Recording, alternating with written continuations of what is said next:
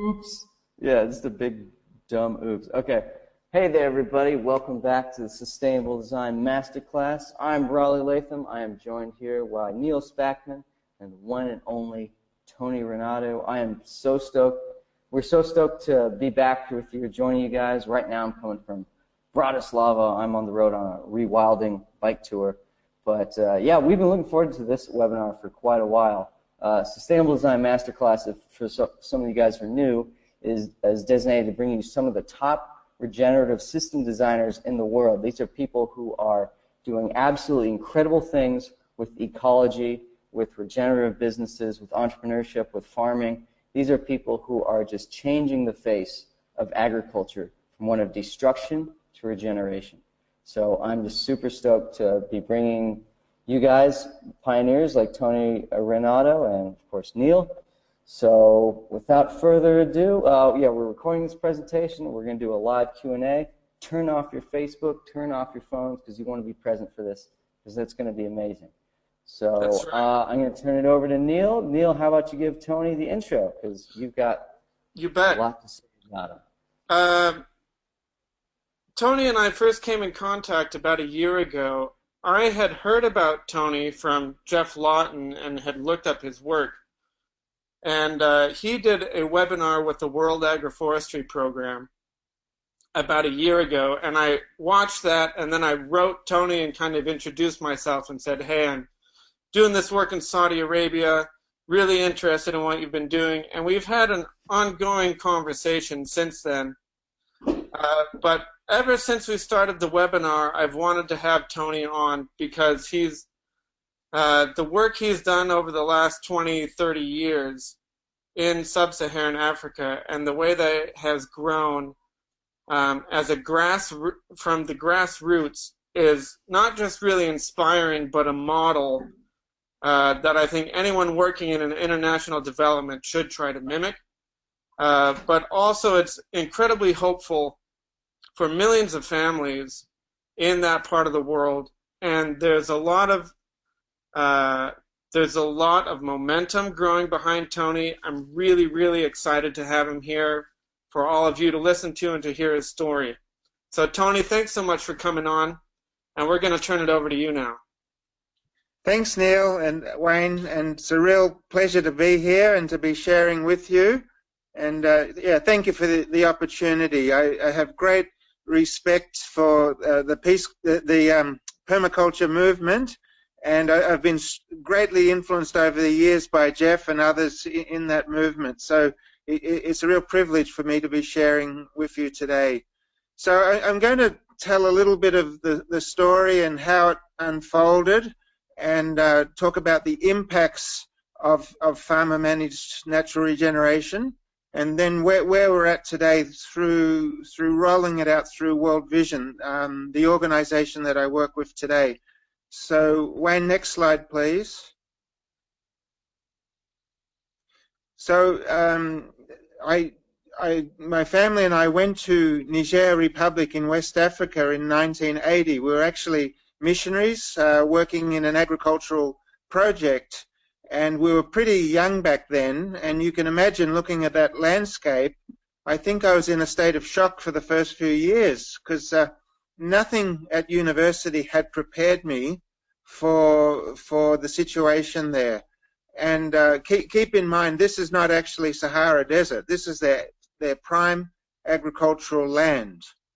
And in my lifetime, when I was a child growing up in Australia, this would have been a biodiverse, semi-arid landscape. There would have been trees, wildlife, even pools of water that lasted for much of the year. And in the short span of 20 to 30 years, mostly through human intervention, it had been reduced to this. So there was massive deforestation and desertification, and there were great consequences of that. People were really suffering. Next slide, please.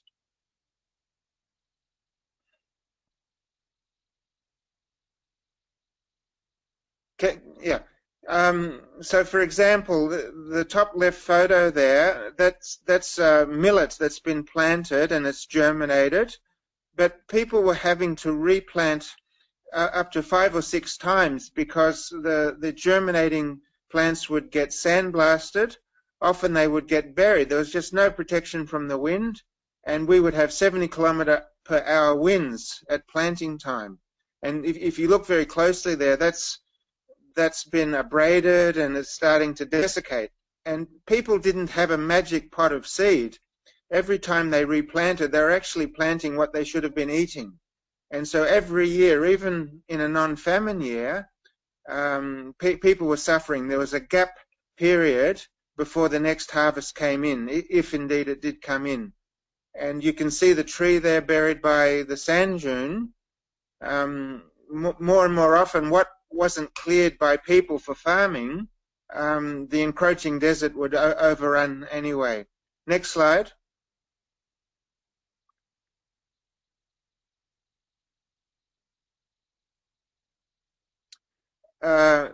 Even in a normal season, we only had a 4-month rainy period, and it was normal part of the cycle there to have 8 months of dry season. And so if you had a drought on top of the normal dry season, it was devastating for livestock. And you can see the condition of the cow, the bull on the left there. And very often, if you had drought following the dry season, there would be massive loss of livestock as well. Next slide.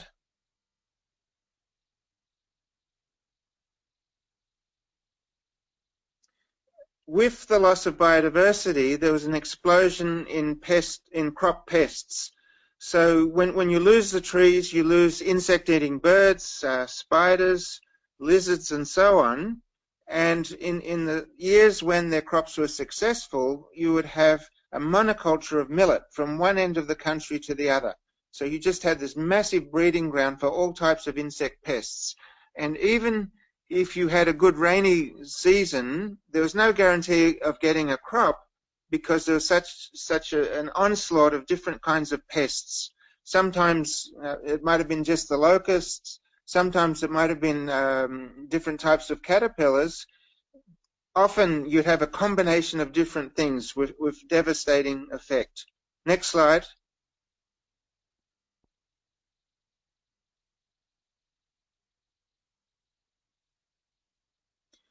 And we were involved in famine relief 5 separate years during our time there. People did the best that they could. Usually the menfolk, you can see the truck loaded up with people, but usually anybody above the age of about 12 to 15 would go to neighboring countries, to larger cities, looking for food and for work to send back to the women. And the women who stayed behind and the children were the ones who really suffered. Next slide.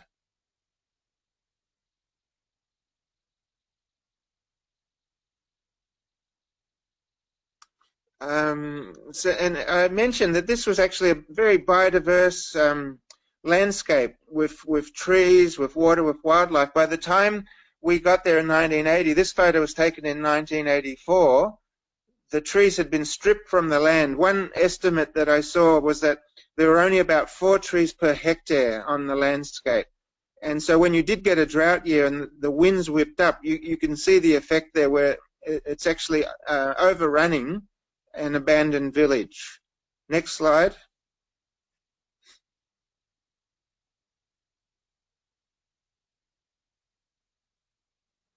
And so there I was, still very young, very inexperienced, and quite shocked by the situation that I came into.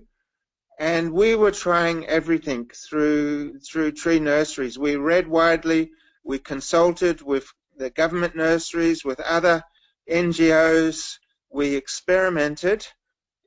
Everything that we tried was pretty much a failure, and besides that, the people themselves weren't very interested in trees. Their main concern, they wanted food, they wanted to grow cash crops. And as far as they were concerned, I was quite crazy, and they actually called me the Mad White Farmer. And 2.5 years into trying to convince people of the value of trees and to look after these transplanted trees, I was getting very, very frustrated, because most of those trees died and the people weren't interested. And I knew instinctively that if agriculture was going to be viable at all, they had to have some level of tree cover to protect the crops from the wind and to buffer the worst effects of drought, and to provide some kind of biodiversity, some habitat for natural predators of the pests that they had. And people weren't interested. What we were trying was failing. And I could have very well given up at that point. I was just so frustrated. I was ready to come home. But I did feel that I was meant to be there. And for me, personally, the solution came as an answer to prayer. I really didn't know what to do. And if you look closely there, on this day, I'm letting the air pressure out so that we can travel through the sandy countryside more easily. And in the background, there's a little, what looks like a bush. And usually you just drive past, you'd ignore these insignificant looking bushes. They could have been weeds for all I knew. But for some reason this day I took a closer look. And as soon as I saw the leaf structure on the bush, I realized that it was actually a tree. It was the same leaf as was on some of the remnant trees in that landscape. And in that instant, everything changed. And I realized I wasn't fighting against the Sahara Desert. It really didn't matter. It wasn't a question of my budget or the time frame I had or the number of staff that I have. Those issues were secondary. The real battle lines were over hearts and minds. And if it was people and communities that had reduced the landscape to that degraded state, it would take people and communities to restore it. And the real battle was if I could convince people that it was in their best interest to leave some of these trees, allow them to regrow into tree size, if I could convince them of the value of that, the rest would be easy. The trees would regenerate without any inputs. And so if you look in the landscape there, there's actually a lot of these little bushes, and I call this the underground forest, because the trees are there, you just can't see them. Next slide, please.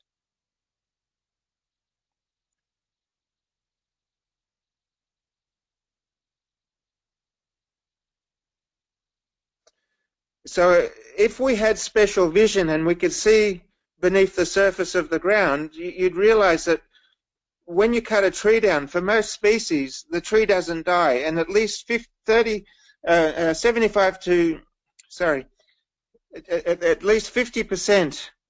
of the mass of the tree is still alive underground, and you've got this massive root system under the stump, and that has access to moisture and to nutrients, and also a lot of stored sugars in the roots themselves. And if you just click that one more time,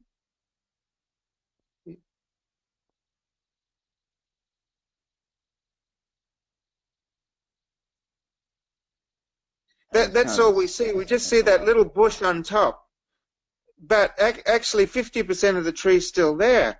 And it's like having a V8 engine that's turned on, but it's in neutral. And it's got all that energy, all that pent-up ability to go fast, but it won't go anywhere until you put it in gear. And so we worked with the farmers to help them put these trees into gear, meaning if we can just manage the livestock movements until those shoots can get up to a certain height, if we can resist cutting it out again and ploughing over it, resist burning, and thin and prune those stems so that there's not so much competition, then effectively you've put that tree stump into gear. And contrary to popular belief, the growth will actually be very, very rapid. You know, most people around the world believe that trees grow very slowly, and a lot of farmers who are living on the edge and who need fast results from whatever they spend their time on, they can't be bothered with tree work because they believe it might take a decade or longer to see benefits. They need to put food on the table today. And so one of the big hurdles in convincing people to take up this practice was to demonstrate that actually the benefits come very, very quickly. Next slide, please.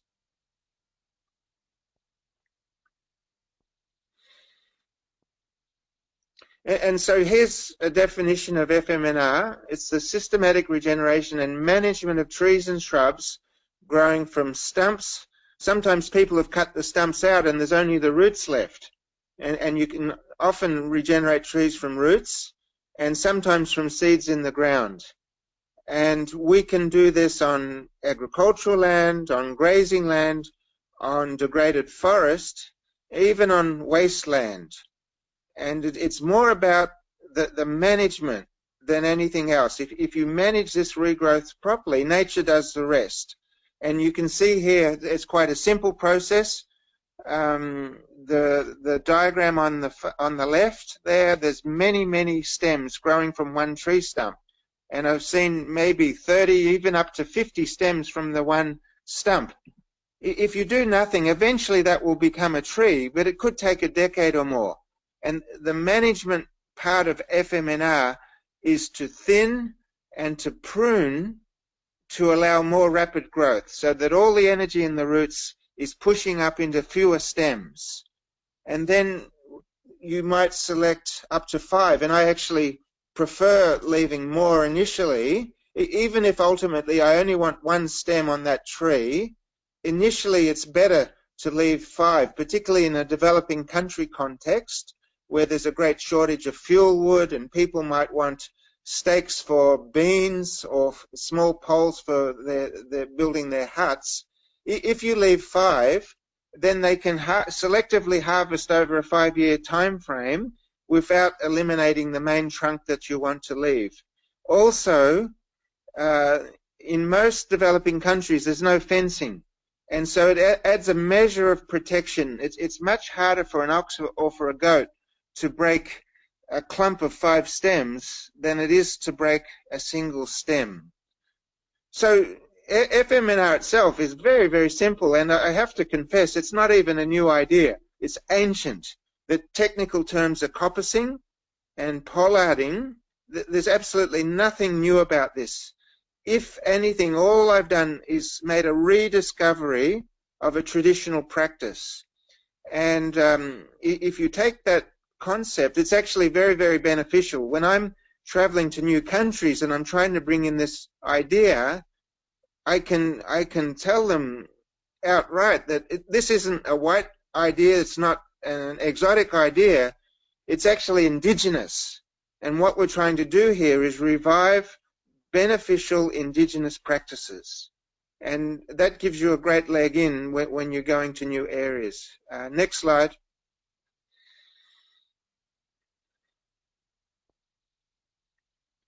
As well as being something to do with regenerating trees, at the base of this, it's actually a regreening of mindsets.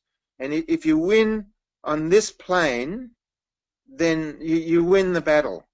If it were people that brought the landscape to its knees, it's going to require people to restore it. And any tree planting scheme, any FMNR scheme that hasn't won the hearts and minds of people and convinced them that it's in their best interest to do this, you've failed from the start. So this is where the real battle lines are, winning hearts and minds of people. Next slide.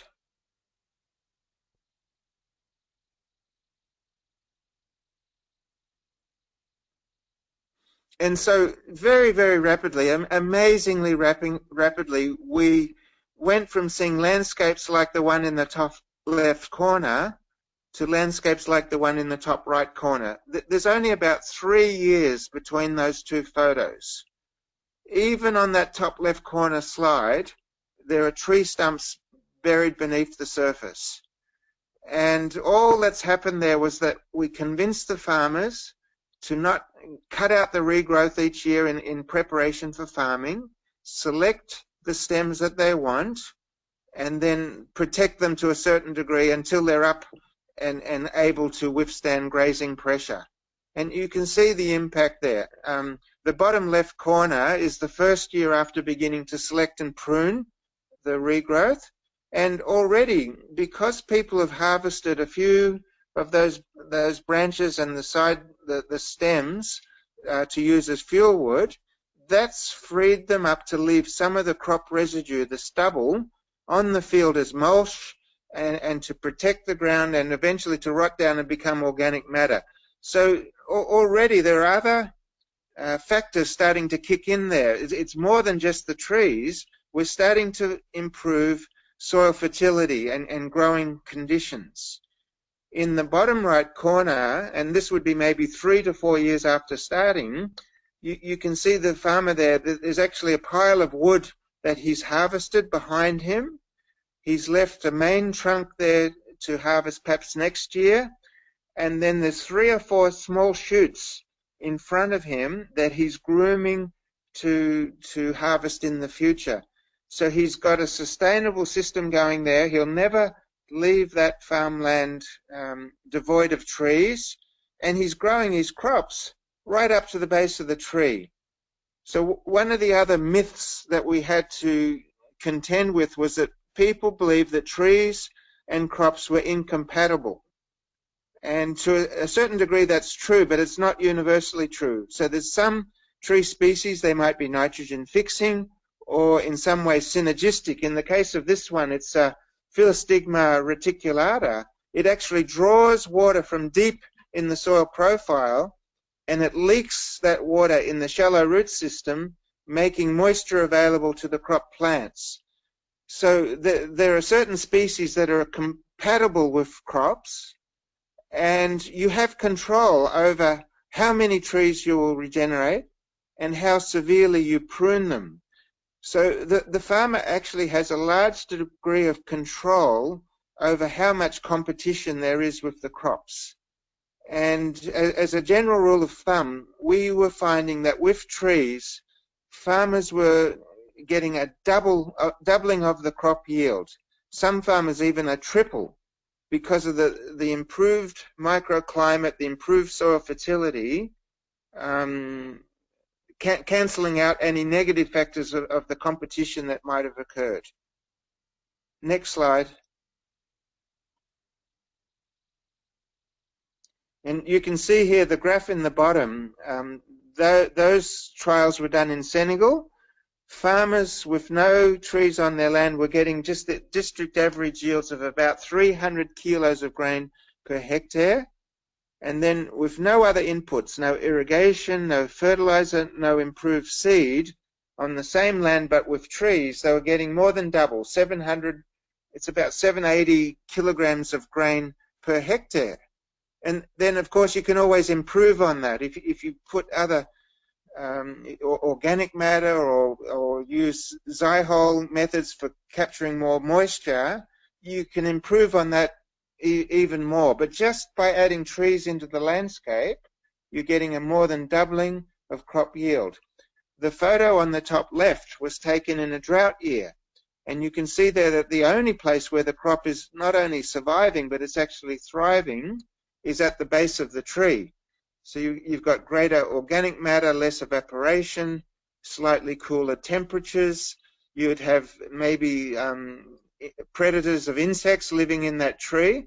For a number of reasons, it makes more sense in those environments to have agroforestry, to have trees in your cropland, than to not have them. Next slide.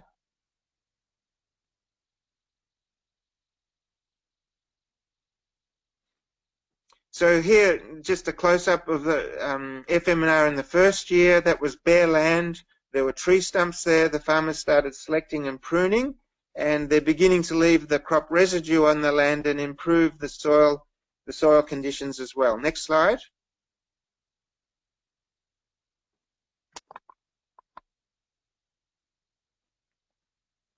And close-up of the farmer, and you get a better view there that he's in front of him. He's actually got 3 smaller shoots that he's grooming to grow to full size in the future.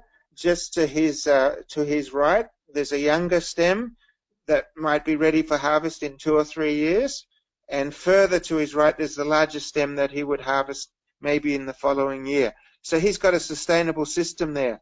But there's no single correct way to do FMNR. we found that some farmers have graduated from this approach to only harvesting upper branches. And they might take a third of the branches in 1 year, and then the next year the next third, and then the next year the next third, because you'll get much faster growth. You're not competing with the goats in the early stages, and they just prefer that system. So there's many ways of tackling this. Next slide.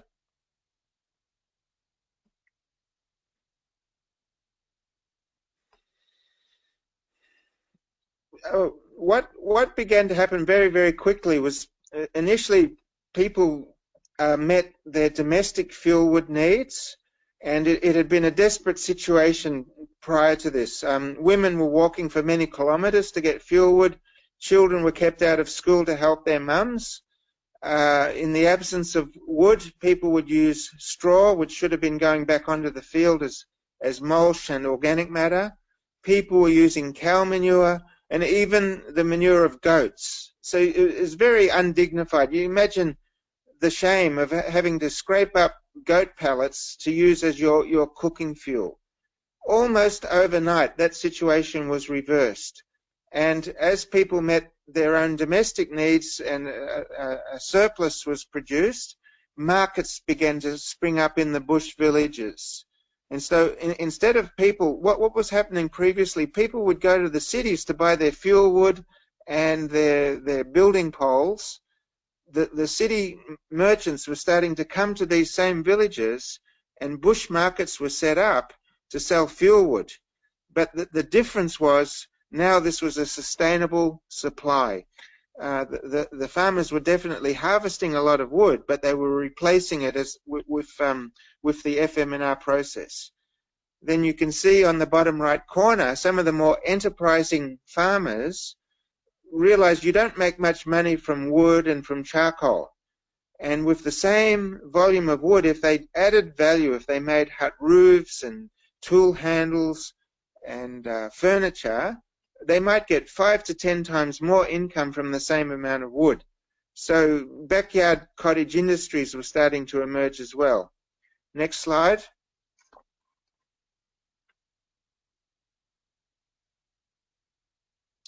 You know, we didn't really realize, or we didn't know the impact of FMNR nationwide until many years later. We knew that the practice was being adopted in at least 100 villages where I worked in the Maradi district of Niger. And for a number of years, we had accepted any NGOs, any individuals, any government agency to come and spend time with our villages, and we would train them in FMNR. We also sent our farmers and our staff to the four corners of Niger, but there was never any feedback. And it wasn't until 2004 that I had access to these satellite images. And you can see on the left-hand side there, the black dots are trees. It's very, very sparsely vegetated landscape. Average tree density was just 4 trees per hectare back then. By 2003, the photo on the right shows the density had risen to 45 trees per hectare, and some farmers leaving even over 100 trees. And this wasn't dedicated forest land, this was agricultural land. They were still growing crops on that retreed landscape. Next slide.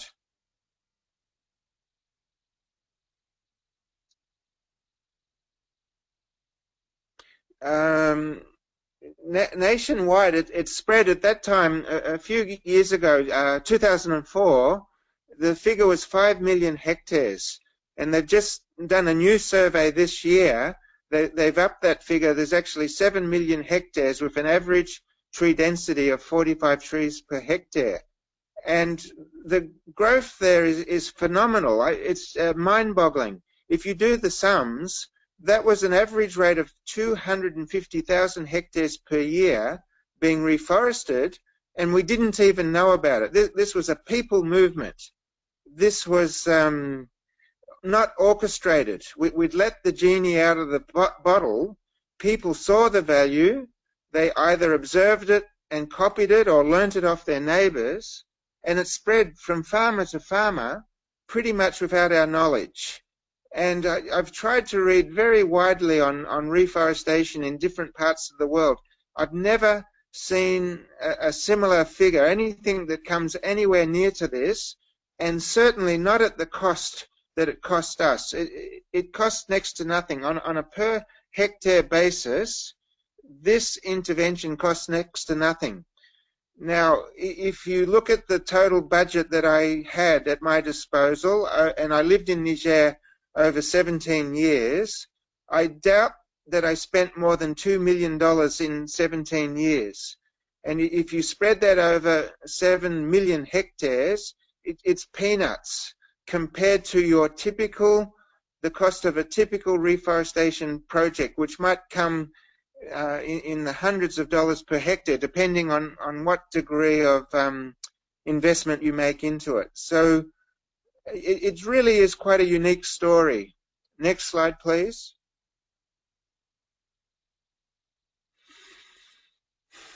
So different figures now. I joined World Vision in 1999, and I've been rolling this out in the various countries that we work in. But I'll just give you a minute or so to look at that and see the impact on tree density in different countries.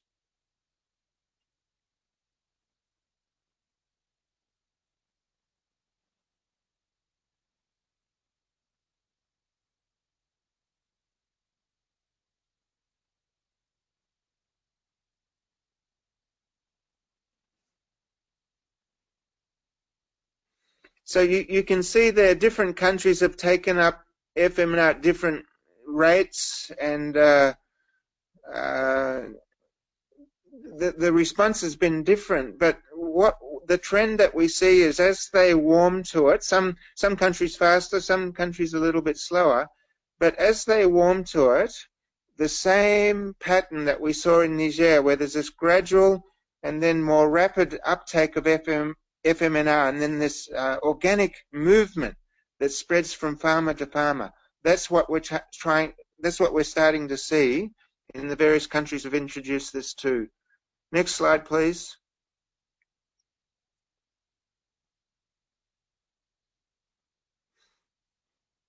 And along with that reforestation, you've now got a foundation for food security and enhancement of livelihoods. In the top left corner, he's harvested some wild fruits. And again, in the bottom left corner, once you've got trees, it gives the foundation for having a honey industry.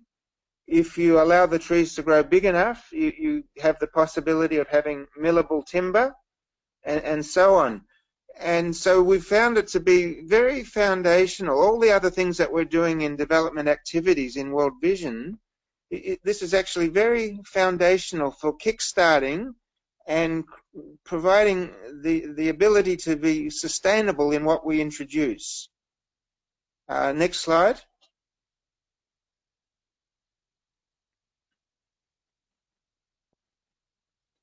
And again, these figures come from independent studies, but the figures are mind-boggling. And to put it in context, I'll just give you a minute to read that.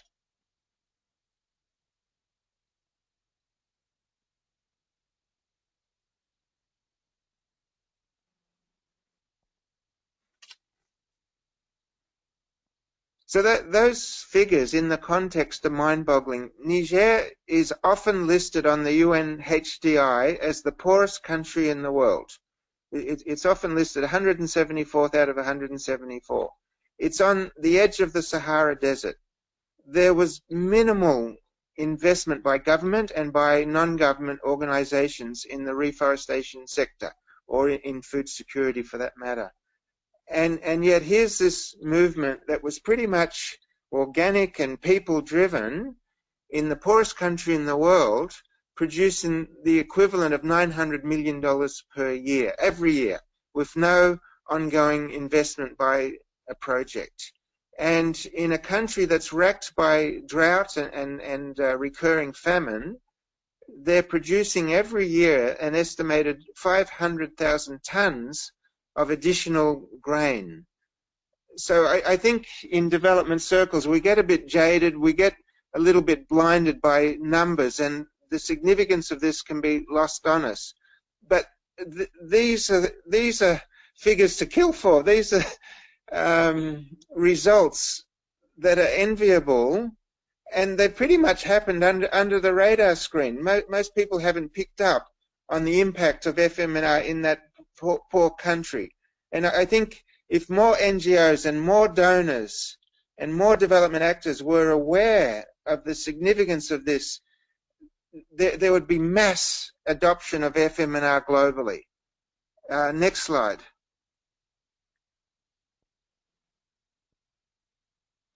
So this photo is taken in Uganda, and in many countries people burn the landscape every year. They burn their crop residues, they burn the communal pasture lands. And the idea is that on the farmland, a clean farmer is a good farmer, and so they get rid of all the trash.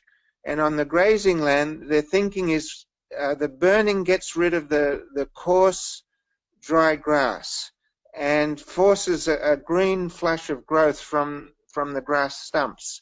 And that's true, it does, but it's a very temporary benefit, and in the long term it's very destructive to the soils and leads to desertification, actually. This farmer, within 1 or 2 years of practicing FMNR and stopping burning, he was able to increase his livestock carrying capacity 450% without overgrazing. You can see the length of the grass there, and so they're eating grass, but also for some of those tree species, the leaves are edible and the seed pods are edible. So he's massively increased his grass production, and he's selling poles, he's selling firewood, and he's added beehives to his farming enterprise. And so almost overnight, people have turned from being less than subsistence farmers and relying on manual labor when they can find it, day labor when it's available, and it's not often available, to seeing themselves as being their farm as being an enterprise and providing the bulk and maybe the entirety of their livelihoods.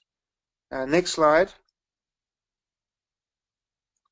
And again, this guy used to go from farm to farm looking for work, and often he'd earn so little it wouldn't cover his costs of transport and the meal that he'd need to eat while he was out looking for work. And so it was just a miserable existence, and his farm was just where he happened to live. It wasn't an enterprise. It wasn't providing for the family's food needs. And again, within 2 years, he's turned that situation around. He's got beehives, firewood, there's enough fodder for his cows, milk production has increased. He's building a hay shed so that he can take advantage of higher prices later in the season. It's totally turned his situation around. And what he said to me when I met him the second after he'd adopted FMNR, he said, "Tony, my farm employs me." And that's a very, very different picture from 2 years prior to that. Next slide.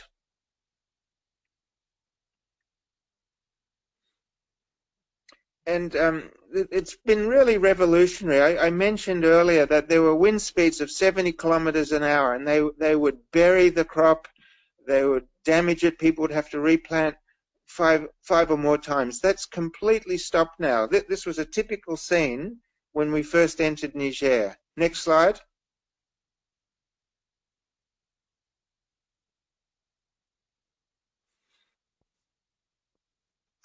In the 1970s, there were whole books written about the other energy crisis. We learned about the oil energy crisis, but in Africa and other places, there was a fuel energy crisis. And unfortunately, we haven't documented the change, but there has been an energy revolution in the countries that have taken up FMNR, and women who were walking up to 4 hours just to collect firewood. And that had detrimental effect on their health. It meant they had no time for other useful activities, marketing or looking after the family.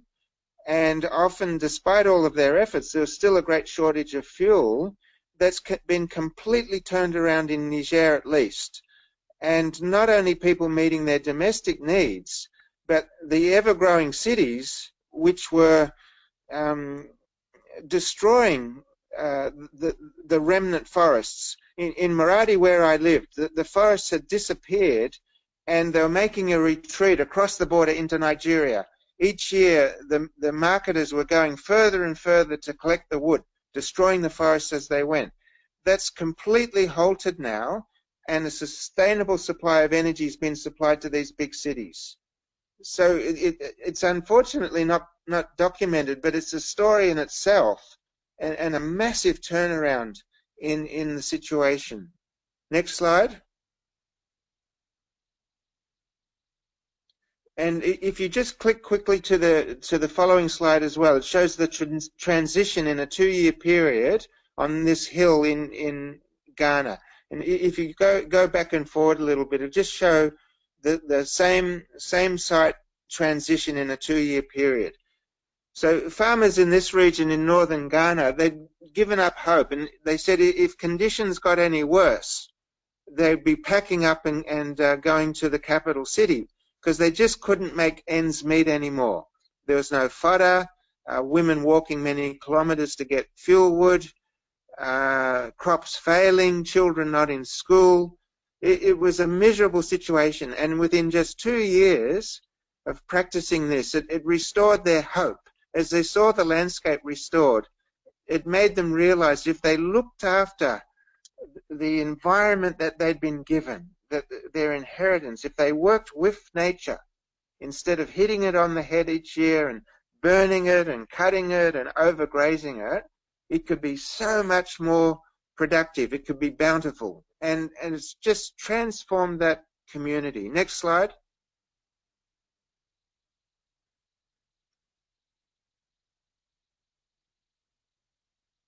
Another project in southern Ethiopia. Top left's photo was taken before the project started. You can actually see the bare ground on the hill. That land in the valley was subject to flooding. When it did rain, it would run off the mountain there and cause severe damages and sometimes loss of life and infrastructure in the valley. People were not investing in agriculture because it was too risky, so they would just practice traditional agriculture, low investment, low risk agriculture, but having very poor results. And again, within just 1 to 2 years of treating that landscape differently and regenerating the trees, the flooding stopped, people had fodder, access to fuel wood. They actually sell tree seeds to the forestry department.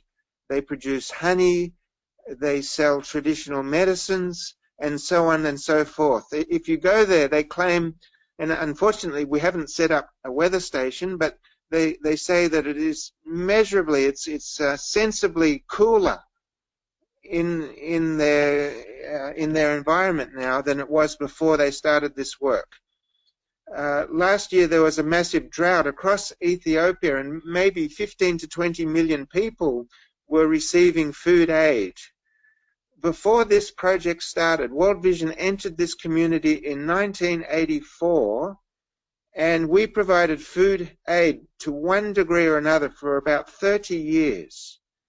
Within 6 years of this project starting and reforesting the hill, and if you go to the next slide, I think there's a figure there, but the situation totally turned around. And so what's the figure? Okay, so last year during that drought year, this one community, and keep in mind there are actually 7 communities doing the same work, but I visited this one community in a drought year when 15 to 20 million people in Ethiopia were receiving food aid.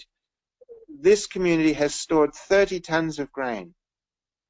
Just phenomenal. And 6 years after the project started, the 7 cooperatives sold 106 tons of grain to the World Food Programme. And that's following 30 years of dependency on World Vision handouts. So what changed? The microclimate changed. They told me, Tony, yes, we received less rains last year than usual, but what we observed was when the clouds did come and they hit that mountain, they were more likely than not to drop their moisture. And then what moisture fell, even though it was less than average, it was more effective because the temperature was cooler, there was less wind, and there was more organic matter in the soil to hold that moisture. And so this is why I say that FMNR, it's somehow foundational to sustainable development. You need a healthy functioning environment to build sustainable agricultural base upon. Next slide.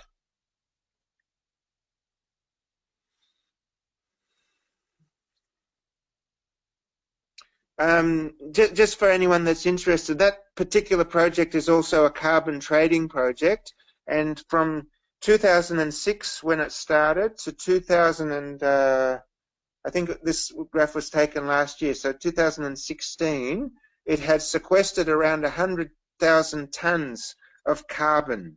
But I just threw that in case anybody was interested in climate change and carbon sequestration. Next slide.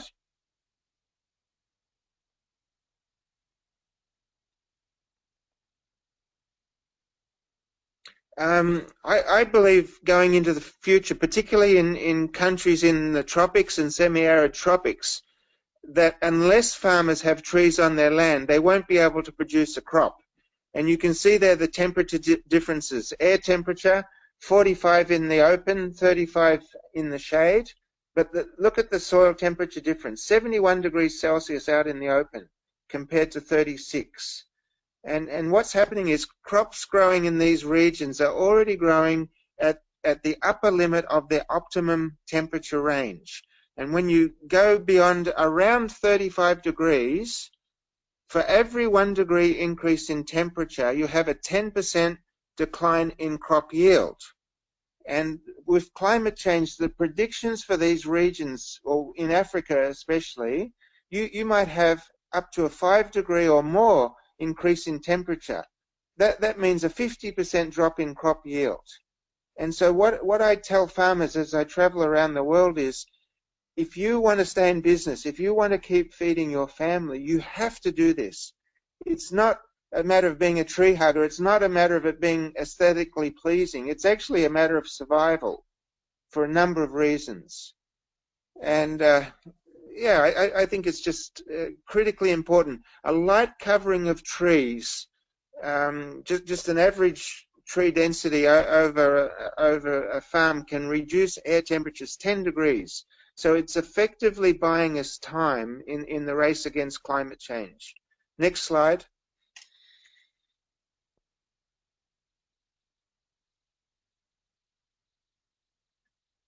In some areas, we've just been astounded at the impact on the water cycle. So in this particular area in Tigray, northern Ethiopia, they've combined FMNR at scale with soil and water conservation measures. So they've been digging digettes, contoured ditches. Wherever there was an erosion gully, they would plug it up and convert it into a dam, forcing the water to soak into the ground. And that, in combination with the tree work, the lower temperatures and the higher organic matter in the soil, it's recharged the water table. And this community was threatened with relocation. The government had been feeding them for 20 years. And they said to them, that's not sustainable. We're going to move you to virgin bushland. You're going to clear the bush and start over. Well, that's ridiculous. It would have just repeated the cycle that had occurred here. The community decided to stay, and they changed the way they managed the landscape. Within 2 years, they were able to dig around 600 shallow wells in the valley because the water table had risen. And now, even in a drought year, they can still grow 2 or 3 crops because they have irrigation. And that center slide there, it's quite amazing. The water is coming out of the ground under pressure they put a PVC pipe in the ground, expecting to need to pump for water, and the water rose up out of the ground under pressure. Just amazing. Next slide.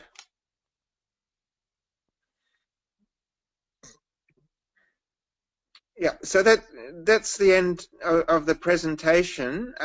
Wayne, if you could throw up, I sent you a photo separately. I was just in Niger last week, and if you remember at the beginning of the presentation, there was a photo with me in a barren landscape, and I was letting the air pressure out of the tires.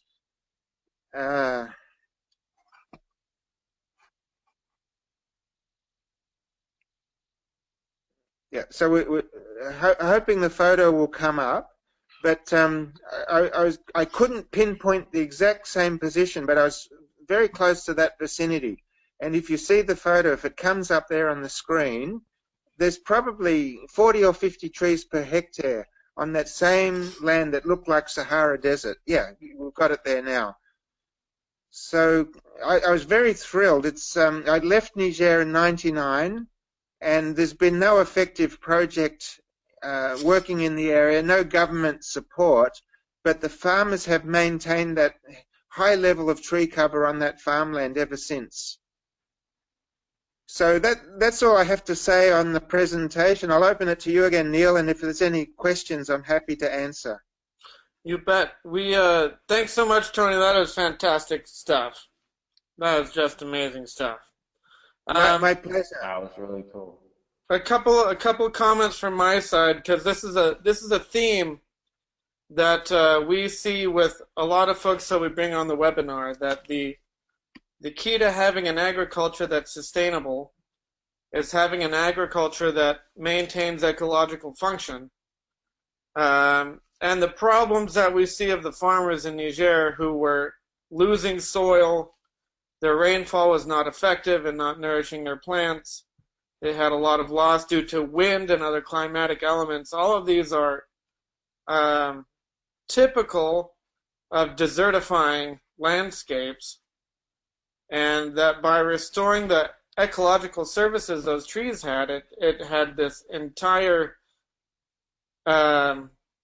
chain reaction of effects that we see in a lot of other places. I'm seeing that in my work in Saudi Arabia, although we don't, I wish we had that underground forest. We don't, at least in the region I've been in. There may be other regions where that is very, very relevant.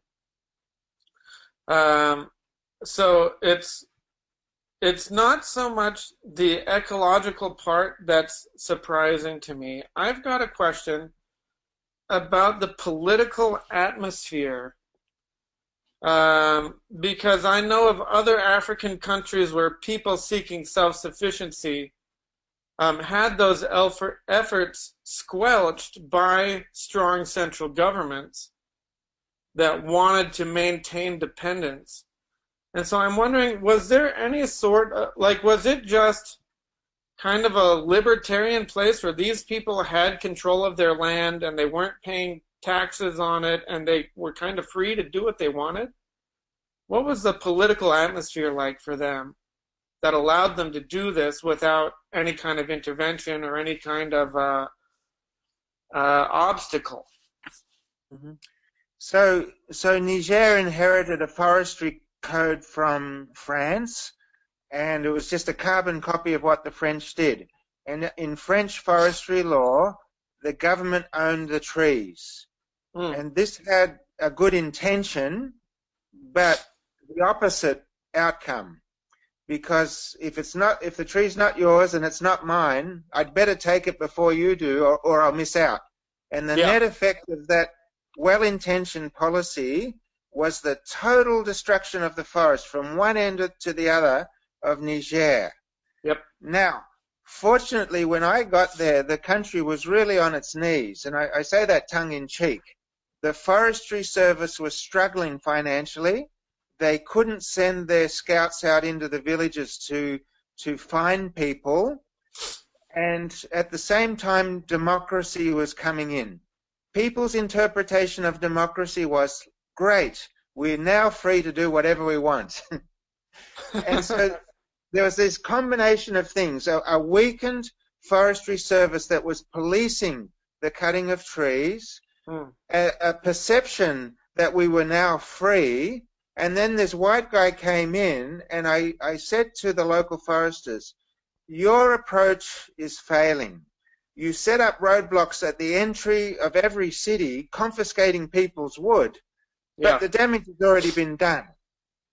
Give us the opportunity. If we can convince the farmers to regrow these trees, allow them to benefit from what they do. And of course, at the local level, those guys had no authority. They didn't give me anything in writing. But they knew that what I was saying was true. And they said, okay, go and try it. And I said to the farmers, okay, if you regenerate these trees, you can cut them, you can manage them, you can do whatever you like with them. They're yours. And they did that. And within a short period of time, there were more trees than you can poke a stick at. And the forestry department was happy because you still had to buy a permit to cut trees. They were getting their little income stream.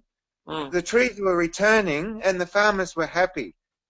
Now, pretty much every country that I know in Africa has similar laws. And so, but because of the success of the Niger story and a few other movements, there's the Bonn Challenge and the Africa 100. I don't know if you've heard of them, but these are massive initiatives to restore degraded land. And country after country are making their own commitments to how many hectares they will restore. But it's given us a voice. We say, well, if you want to mimic the Niger result, then we can walk alongside you. We can teach FMNR, but you'll need to tweak your policies to empower and enable farmers to want to do this. Absolutely. I find in my interviews with people that more and more it is the political situation that either causes the initial problem or that prevents what is a really holistic solution. Like it's either the source of the problem or it's preventing anyone from moving forward because of, local magistrates and local governorates who, want to get their cut of everything, but it messes up the incentives for all the producers. And so it's interesting that for you, it was in this political turning point where there was a bit of a vacuum, and you happened to be at the right place at the right time for a long time. Yeah. And unfortunately for FMNR, it's hard to make money out of it. It doesn't require a big investment. It doesn't involve subsidies. There's something like $1 billion a year fertilizer subsidy in Africa. And people are hooked on this. It's addictive. And people in power can skim off it. And so when we come in and we say, well, actually, there's fertilizer trees that can triple your crop yields for nothing, on the face of it, you don't get much buy-in. Yeah, because the autocrats don't see a way to profit from it. Yeah. Right? Yeah. And that's always the governments that I have worked with, that's always been a major selling point that you've got to come up with. You've got to, if it's not that they're going to profit from it, then it has to appeal to their ego or to their legacy or to, their favorability in the next election or something, because oftentimes those are the gatekeepers. Yep. And so it's fantastic that it turned out the way it did. It's going to have to continue to be grassroots, I think, right? It's going to have to continue to be farmer to farmer, because the incentives of a centralized government don't really dovetail with what you're doing. And I just think that's fascinating. I think it's fascinating.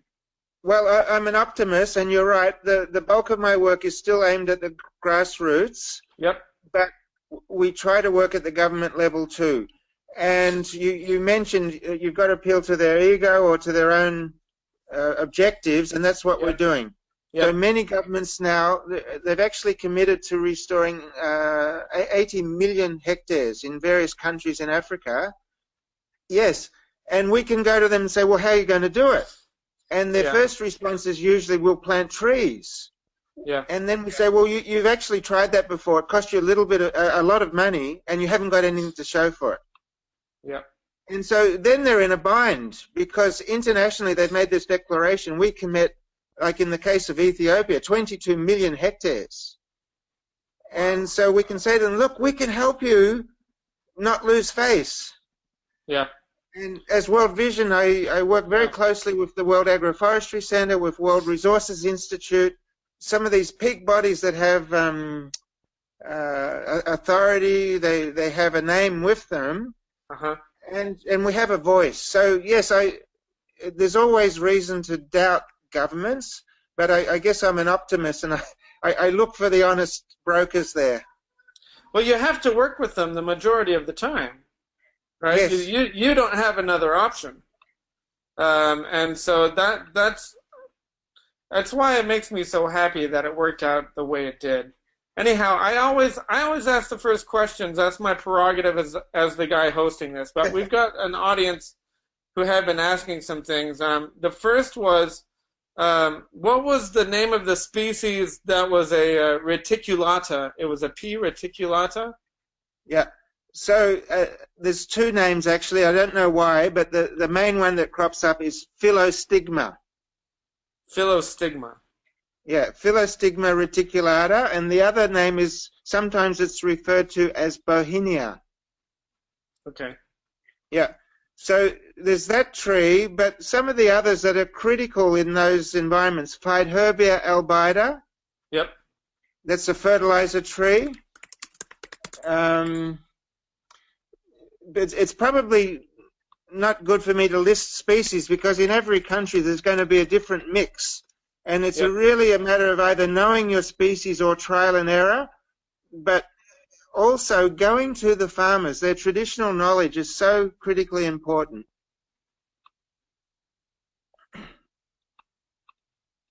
Good call. I was trying to get some Phaedherbia seeds to trial out where we are in Saudi Arabia.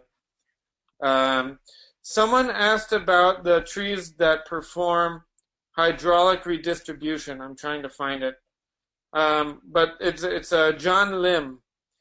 John, there's a function that these trees perform called hydraulic redistribution, and they have this ability to pump water actively into the ground where their taproot is, or back up to where the shallow root structures are.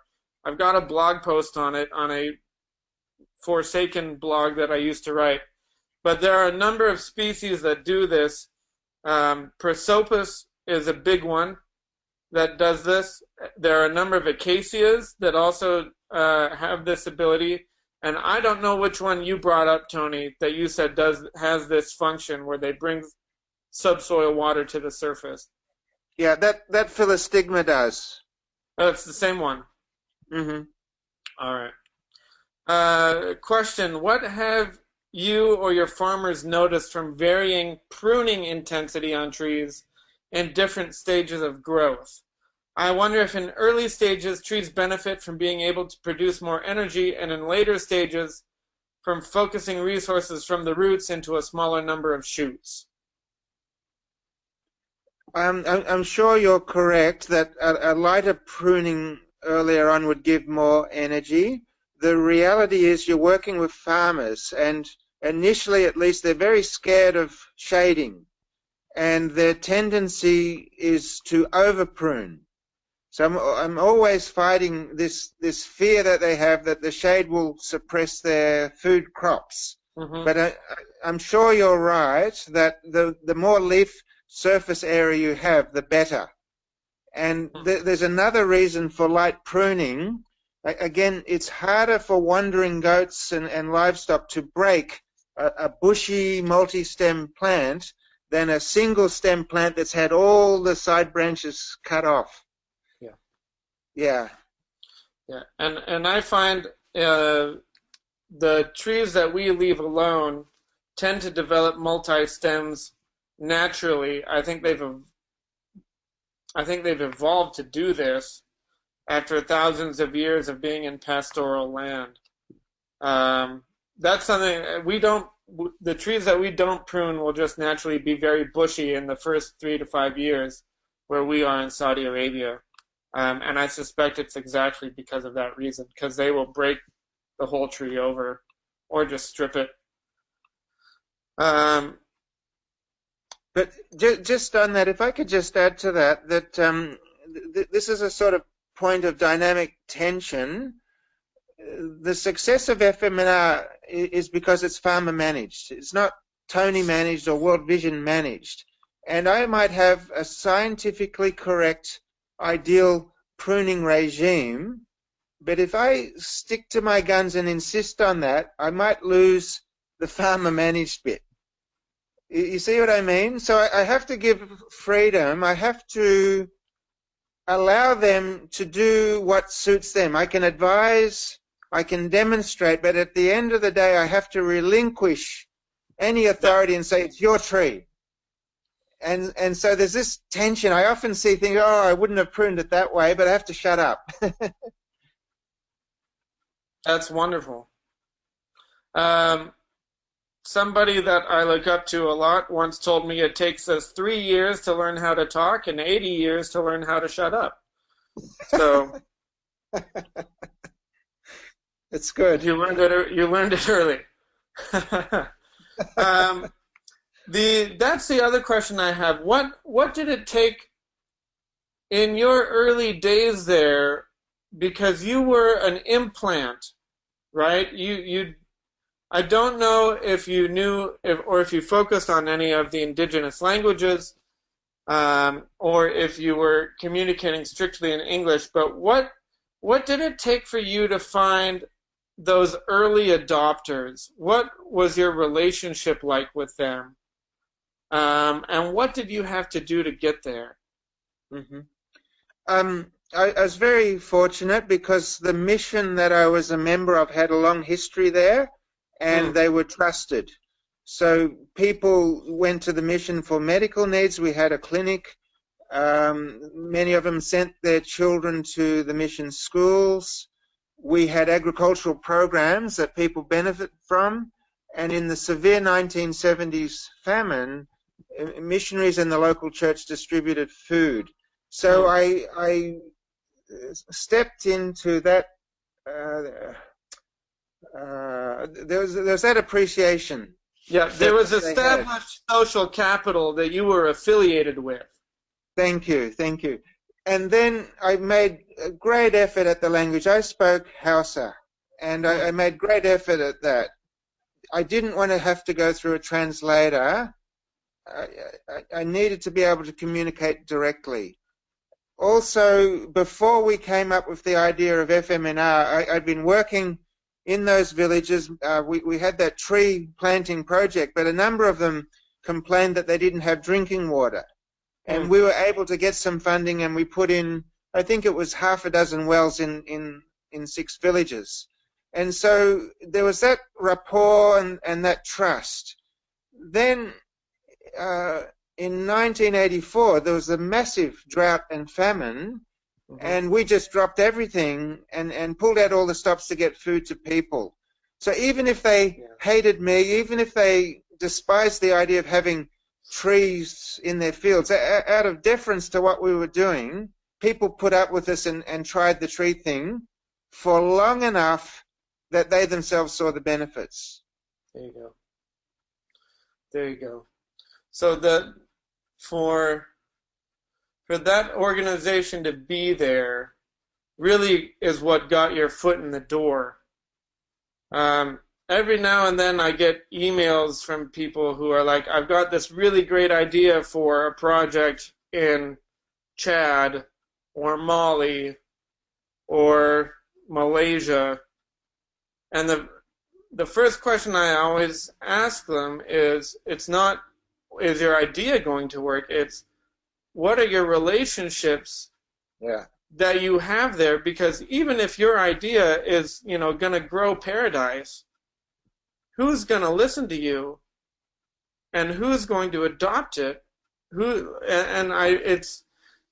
I find that we focus so much on the ecological or the agricultural side of things, when I really think that's the simplest part. The hard part is in the human relationships and in the people systems, the politics and which are both local and centralized and national, but also in, as people with ideas, we may approach a certain community or a certain organization or a certain population, and if you don't have a foot in the door, if you don't have trust, it's not going to go anywhere anyway. And so it's your story corroborates that impression that I have, that the people systems are really what determine if it's going to get picked up or not, and if it's going to succeed, whether or not your ecological solution, is real or not. Mm-hmm. So it's fascinating. You look at any USAID call for proposals, any donor recommendations, they won't mention relationship. They'll talk about the best practice and the technologies and all of this. Yeah. The key point that you've identified is always lacking. It's just amazing. Yeah, and the fact that you were learning to speak Hausa and you were, focused on culture and indigenous knowledge, I'm sure earned you a lot of points with the people you were working with. But yeah, you couldn't do it, and even if I blotched the language a bit, if you rolled out a few proverbs at appropriate points, they thought you were they had this expression, Tony speaks Hausa like a Kano donkey, which is actually a compliment, but it just has a way of engaging people that you can't do through a translator. Absolutely. Well, cool. Have we got any more questions, folks? Yeah, we got two. I've got one of my own, but there's two from Rob and Gloria that might be able to answer pretty quick. All right. Rob says, Tony, thanks for telling us about FMNR. It's wonderful to hear about the effects. Are there any broad-scale FMNR projects in Australia going on right now?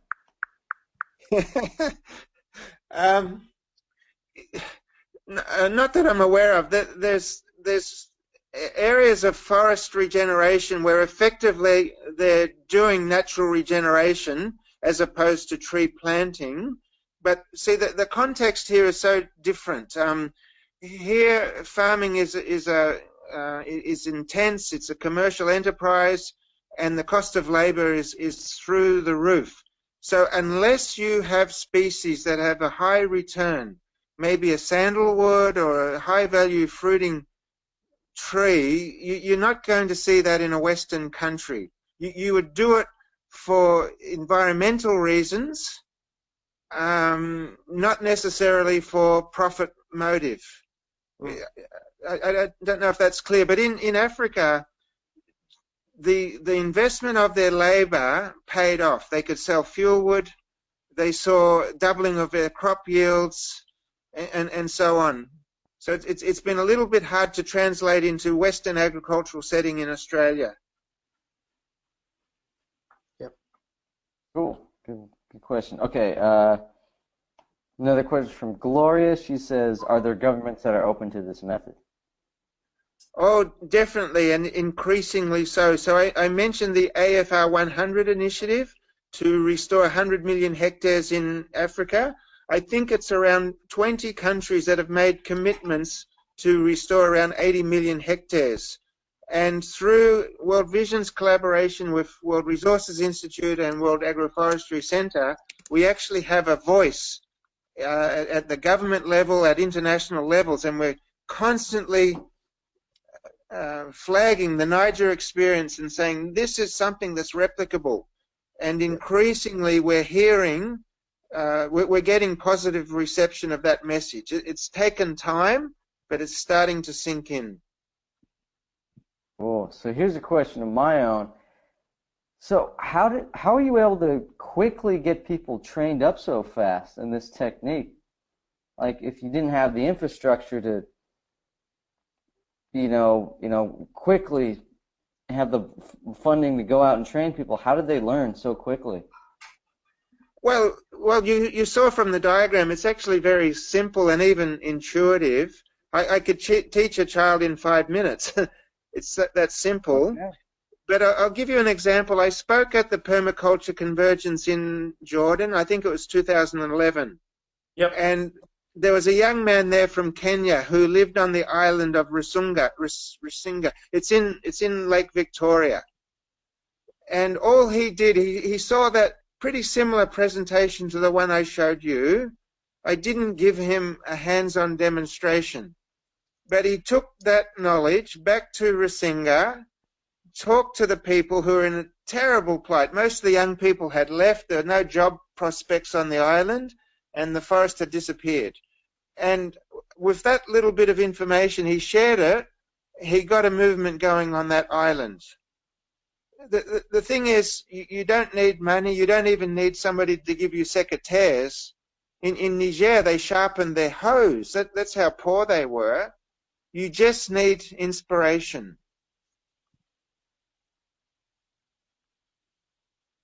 Yeah. That's fascinating. That's amazing. And a pocket knife. Yeah. That's all it takes is a pocket knife. Yeah. All right. Let's see if we got...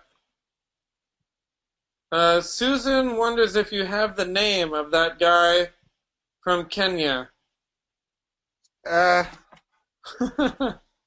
Nicholas Senyayo, something like that. Nicholas. Yeah, Sinayo, something like that. There you go. But he's still active in Kenya. I keep in touch from time to time. All right. Tony, it's been an absolute pleasure to have you on. We've had around 45 people listening, and we've got an audience of 6,000 that will have access to this over the next week or so. But it's really good for me personally to hear. I feel like I'm kind of following in your footsteps, but in a very different context. Mm-hmm. And so it's encouraging for me to have some impressions confirmed or disconfirmed. But also, I think your story is one that more people ought to know, and so we're really thankful you came on. Anybody else? You got any more comments before we turn this down? A couple people are asking if there are volunteer opportunities with FMNR. World Vision's not really set up with a volunteer program. I imagine there would be places where other organizations where that's possible. Ecosystem restoration camps, the one in Spain. You just send John Liu a message on Facebook. They're getting that thing started. They're looking for volunteers. Yeah. That's true. Yeah, so sometimes in specific circumstances, sometimes we're in a position where we can take on an intern as part of their master's or PhD program, but unfortunately we're not really set up with an organized volunteer program. Yeah. But I imagine it's something, if you go with the equivalent of a overseas volunteers abroad and Peace Corps and that, it's something that you can build into the program that you work in. Yeah. Yeah, absolutely. Cool. Rob says, what? In Kenya, has the cooperative movement offered support for FMNR? Can you repeat that, please, Wayne? Rob says, in Kenya, has the cooperative movement offered support for FMNR? So is that an organization? Well, It's what you're doing, FMNR. He was just saying. No, he means the cooperative movement. Is the cooperative movement an organization? Yeah. You might need to rephrase that, Rob. Yeah. So we have a project in Kenya, and through that project we've reached out to many organizations to teach them the method, and we've tried to form a network. It's not really flying yet, but they're still actively trying to form this network. So maybe that's what he's referring to. Perhaps. Yeah, I think so. Like networks of collective farmers. Yeah. All right. Well, for those of you who are just seeing us for the first time, Raleigh and I do these webinars on average once a week. I don't think we've ever done more than one a week, but we're taking a little bit of a break this summer. Yeah.